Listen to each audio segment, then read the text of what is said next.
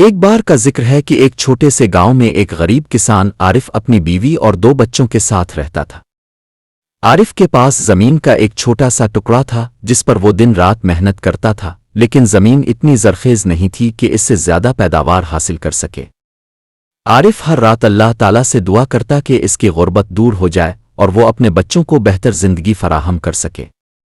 ایک دن جب عارف کھیت میں ہل چلا رہا تھا، اچانک ہل ایک سخت چیز سے ٹکرایا۔ جب عارف نے غور سے دیکھا تو اسے زمین میں ایک بڑا اور چمکدار ہیرا نظر آیا۔ عارف حیران ہو گیا اور اس کی خوشی کا کوئی ٹھکانہ نہ رہا۔ وہ فوراً ہیرا اٹھا کر گھر لے آیا اور اپنی بیوی کو دکھایا۔ دونوں نے فیصلہ کیا کہ وہ یہ ہیرا شہر کے بڑے تاجر کو بیچ دیں گے اور اس سے حاصل ہونے والے پیسوں سے ایک بڑی زمین خریدیں گے۔ اگلے دن عارف اور اس کی بیوی شہر گئے اور ہیرے کو تاجر کو دکھایا۔ تاجر نے ہیرے کو دیکھتے ہی فوراً پہچان لیا کہ یہ ایک نایاب اور قیمتی ہیرا ہے، لیکن اس نے عارف کو دھوکہ دینے کا ارادہ کیا۔ تاجر نے کہا، یہ تو معمولی سا پتھر ہے، میں اس کے بدلے تمہیں صرف چند سکے دے سکتا ہوں۔ عارف نے پہلے تو ہچکچاہٹ محسوس کی، لیکن پھر اس نے سوچا کہ شاید تاجر ٹھیک کہہ رہا ہو۔ وہ ہیرے کے بارے میں زیادہ کچھ نہیں جانتا تھا۔ عارف نے ہیرے کو کم قیمت پر تاجر کے ہاتھوں بیچ دیا اور چند سکوں کے ساتھ گھر واپس آ گیا۔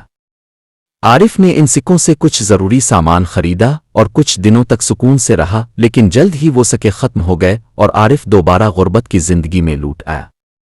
کچھ عرصے بعد عارف نے سنا کہ وہی تاجر جسے اس نے ہیرا بیچا تھا اب ایک بہت امیر آدمی بن چکا ہے۔ تاجر نے ہیرے کو بیچ کر بہت زیادہ دولت کمائی اور اس نے اپنے لیے کئی زمینیں خرید لیں۔ عارف کو اپنے فیصلے پر بہت افسوس ہوا، لیکن پھر اس نے خود سے کہا، یہ میری قسمت تھی۔